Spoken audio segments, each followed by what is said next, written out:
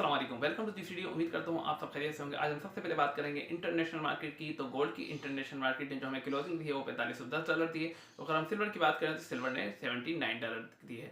इसके अकॉर्डिंग अगर पाकिस्तान में रेट की बात करें तो तकरीबन सिल्वर के 9,800 रुपये रेट होंगे, और अगर हम गोल्ड की बात करें तो 4,74,000 रुपये होंगे। अब हम बात करते हैं कल आने वाले डेटा की। तो सबसे पहले डेटा की बात करें तो आया लोगों की सैलरी बढ़ी या नहीं बढ़ी।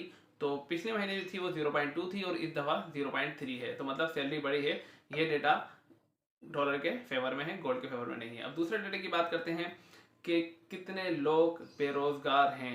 तो पिछले महीने जो थे वो 4.5 थे और इस दफ़ा 4.4 हैं। तो मतलब बेरोजगारी की शरह कम हुई है और ये डेटा भी डॉलर को ही फेवर करेगा। अब उसके बाद हम लास्ट डेटा की बात कर देते हैं, जो मोस्ट इंपॉर्टेंट डेटा होता है NFP। इस डेटा के अंदर ये बताया जाता है कि मार्केट में जॉब्स कितनी हैं। एक्सपेक्टेड जो थी वो थी 66,000, और जो पिछले महीने थी वो 56,000 आई और इस महीने 50,000 आई। मतलब इस डेटा ने गोल्ड को फेवर किया है, डॉलर के अगेंस्ट आई है। मतलब गोल्ड के फेवर में किया है तो गोल्ड मजीद ऊपर गया। कल आपने मार्केट देखा कि मजीद ऊपर की तरफ मूव करी और तकरीबन $4510 पर क्लोज हुई है। अब हम बात कर लेते हैं कि टेरिफ केस जो कल आना था उसका क्या हुआ। देखिए, टेरिफ केस की समाअत अभी फिलहाल मुलतवी कर दी गई है। अभी उसकी आगे की डेट कोई दी नहीं गई है। तो इंडिया पे जो टेरिफ लगाया था उसका कल केस था, तो केस अभी फिलहाल मुलतवी कर दिया गया है। उसकी अपडेट कोई आएगी तो इंशाल्लाह आपके साथ जरूर शेयर करेंगे।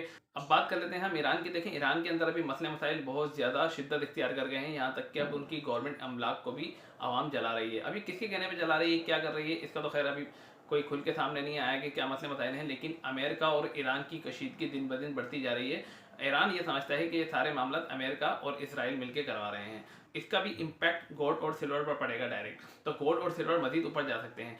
अब बहुत से लोग मुझे कमेंट में आके ये कह रहे थे कि भाई चांदी क्रैश होने वाली है, आप चांदी खरीदने का मशवरा दे रहे हैं। देखें भाई, चांदी क्रैश होने वाली है, इसका कोई बेसिक मुझे रीज़न बता दें कि इसी रीज़न से चांदी क्रैश होने वाली है। वरना बढ़ने के रीज़न मैं आपको बता देता हूँ। बढ़ने का रीज़न देखें, पहला सप्लाई का रीज़न। ठीक है, अब जो है वो इस्तेमाल उसका बहुत बढ़ गया है, सप्लाई कम है, डिमांड बहुत ज़्यादा है। ठीक है, जियोपॉलिटिकल टेंशन बहुत सारी है। ठीक है, अभी डेटा गोल्ड और सिल्वर के हक में आया है।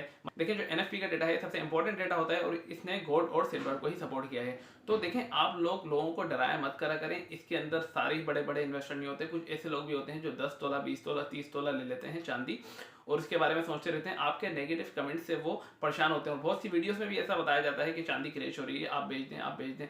चलो मान लेते हैं कि चांदी क्रैश कर रही है, लेकिन क्रैश नहीं कर रही। चांदी में थोड़ा बहुत करेक्शन आ सकता है, क्रैश नहीं करेगी। आप फिजिकल वाले हैं तो देखिए, मैं आपको पहले भी समझा चुका हूँ, फिजिकल में गोल्ड और सिल्वर वाले को कभी भी नुकसान नहीं होता। बस थोड़ा सा टाइम लगता है मार्केट ऊपर जाने में और अच्छा प्रॉफिट मार्जिन निकालने में। लेकिन थोड़ा सा सब्र से काम लिया करें। आप लोग दूसरों लोगों को डराया मत करा करें कि चांदी के रेट गिर रहे हैं, चांदी क्रैश हो रही है। चांदी के रेट मजीद ऊपर तो बढ़ सकते हैं लेकिन मजीद नीचे आना बहुत मुश्किल है। अभी जो फिलहाल सिचुएशन नजर आ रही है कि हर चीज़ में इसका यूज़ बढ़ गया है, इसकी डिमांड बहुत ज़्यादा है, सप्लाई बहुत कम है।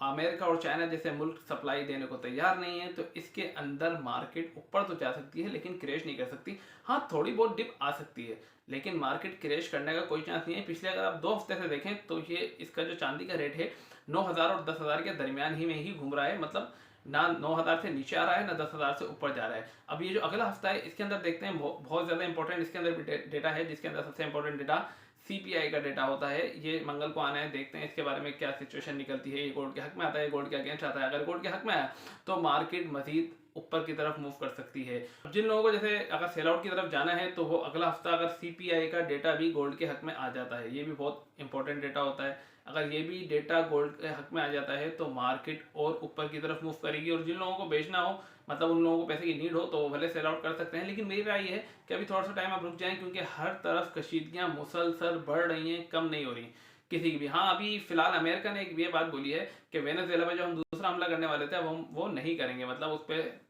दस्तावेजी कागजात के ऊपर तहरीर करके दे दिया गया है कि अब जो हम दूसरा हमला कर रहे थे वो हम नहीं करेंगे। क्यों? क्योंकि वहाँ से उनका मसला हल हो गया। लेकिन जो पॉलिटिकल टेंशन अभी भी चारों तरफ घूम रही हैं, Russia, China, America, Iran, Israel, Pakistan, India, मतलब चारों तरफ आप देख लें कि चारों तरफ कुछ ना कुछ मसले मसाइल खड़े हैं। तो ऐसे के अंदर चांदी और सोना, हाँ डिप तो आ सकती है, थोड़ी बहुत करेक्शन तो आ सकती है लेकिन क्रैश नहीं हो सकते। आप ये बात याद रखिएगा कि गोल्ड और सिल्वर फिजिकल वाला लेने के बाद कभी भी नुकसान में नहीं जाएगा जब तक कि वो जल्दबाजी का शिकार ना हो या घबराहट का शिकार ना हो या पैनिक सेलिंग ना करे। मतलब कि अगर फॉर एग्जांपल चांदी $10-12 अगर टूट रही है तो वो डर के बेच दे तो उसको नुकसान होगा। ऐसे ही सोने का है कि सोना वो डर कर बेच दे $100-200 करेक्शन पे कि भाई मार्केट नीचे आ रही है, बेच दे तो उसका नुकसान होगा। देखिए मैंने आपको क्या कहा कि लेने के बाद कम से कम भी आप 2-3 महीने और 6 महीने वेट करें, इंशाल्लाह ये आपको अच्छा प्रॉफिट देके जाएगी। देखिए आप लोग थोड़ा सा वेट करें और सब्र से काम लें। देखिए सोना और चांदी ये दोनों ऐसी इन्वेस्टमेंट हैं कि इसमें सब्र रखा जाता है थोड़ा सा, कम से कम 3 महीने 6 महीने अगर आपको अच्छा प्रॉफिट निकालना है। आप कोई दूसरा काम भी तो करेंगे, उसके अंदर ऐसा थोड़ी कि आप आज लेंगे और कल ही कैश हो जाएंगे। अगर हम बात कर लें प्रॉपर्टी की, तो प्रॉपर्टी के अंदर भी अभी फिलहाल मार्केट स्लो है। देखिए अगर प्रॉपर्टी भी आप लेते हैं और उसके अंदर भी आपका ऐसा तो नहीं है कि आज लेंगे और कल बिक जाएगा, एक हफ्ते में बिक जाएगा। लेकिन गोल्ड और सिल्वर ऐसी एक वाहिद इन्वेस्टमेंट है कि जब आप जाएं, जब आप चाहें उसको जाके कैश करा लें। लेकिन प्रॉपर्टी आप कैश नहीं करा सकते उस वक्त, क्योंकि देखिए उसमें 6 महीने साल लगता है उसकी वैल्यू थोड़ी सी बढ़ने में। और अभी फिलहाल प्रॉपर्टी से ज्यादा वैल्यू जो बढ़ रही है ना, मतलब जो स्पीड से बढ़ रहा है, वो सोना और चांदी है। तो मेरी राय यह है कि इसमें आप इन्वेस्टमेंट करें। और मैं अभी भी आपको यही कह रहा हूँ कि आप दूसरों की बातों पर कान ना धरें, कोई क्रैश नहीं हो रहा। देखिए हाँ थोड़ी बहुत डिप आएगी, लेकिन आप लोगों को अगर परचेजिंग करनी है तो सबसे अच्छा टाइम आज और अभी है। आप परचेजिंग कर लें, लेकिन उसके लिए आपको 3 से 6 महीने वेट करना पड़ेगा। 3 से 6 महीने में वो अच्छा रिटर्न देगी। लेकिन ऐसा नहीं है कि आप आज लें और कल बेचें। देखें वो आपका नसीब है, हो सकता है आज लें आप, अगले हफ्ते में आपको 10,000 रुपये तोला गोल्ड में फायदा हो जाए तो आप बेच दें। देखिए वो आपका नसीब। लेकिन अच्छी अगर प्रॉफिट मार्जिन निकालना है ना अच्छा, तो उसके लिए आपको कम से कम 3 महीने 6 महीने मार्केट में रुकना पड़ेगा और थोड़ा सा सब्र करना पड़ेगा। आपकी होल्डिंग कैपेसिटी जो है वो तकरीबन 6 से 8 महीने या 3 से 6 महीने लाजमी होनी चाहिए।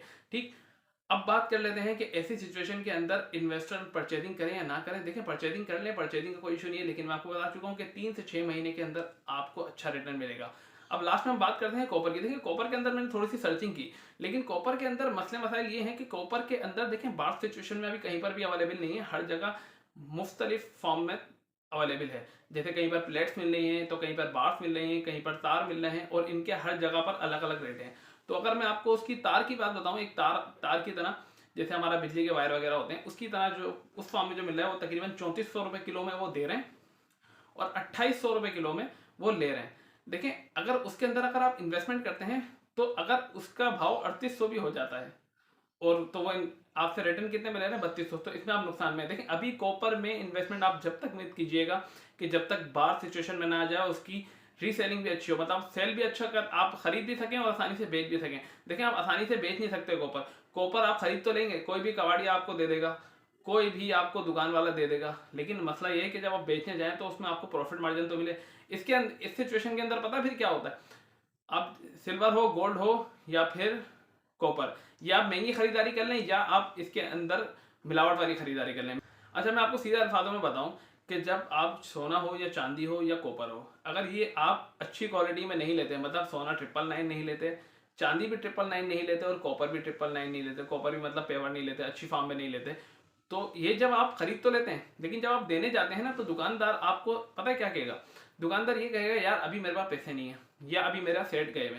देखिए आपको मैंने पहले भी कहा है कि आप जो है सबसे अच्छे डीलर का इंतखाब करें, मार्केट में सर्चिंग करें कि सबसे अच्छा डीलर कौन सा है। देखिए सबसे अच्छा डीलर जो होता है ना, जो अच्छे डीलर होते हैं वो एनी टाइम आपको देंगे भी और लेंगे भी, लेकिन जो चीज़ ही आपको 2 नंबर देगा, देखें तेजाबी सोना भी जो है ना बिल्कुल जीरो का नहीं होता, 10-20 सेंट होता है, वो 10-20 सेंट की छूट होती है। ठीक है, अगर वो फॉर एग्जाम्पल आपको 1 रत्ती बंद या 2 रत्ती बंद में तेजाब दे दे, तो जब आप वो सेल आउट करने जाएंगे वो तो नहीं लेगा, क्योंकि उसको तो पता है मैंने क्या चीज़ दी है।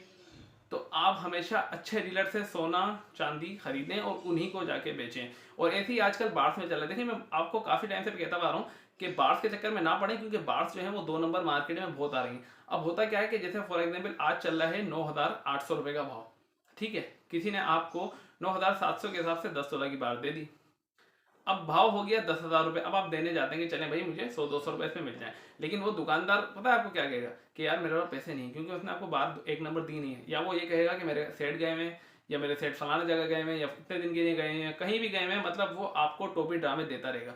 आपको जो हमेशा डीलिंग करनी है वो अच्छे डीलर से करनी है, जो एनी टाइम आपसे परचेजिंग करे और एनी टाइम आपको ले और दे, दोनों चीजें आपके साथ करे। देखें जल्दबाजी के अंदर और सस्ते के चक्कर में मत पड़ेगा। कोई आपसे कहे मैं चांदी आपको अगर 9,800 में 9,500 में डाल दूँ, तो आप समझ जाइएगा कि वो 999 नहीं होगी, वो मिलावट वाली चांदी होगी। और मिलावट वाली चांदी जब आप बेचने जाएंगे तो फिर उसमें आपको परेशानी होगी, हर बंदा नहीं लेता।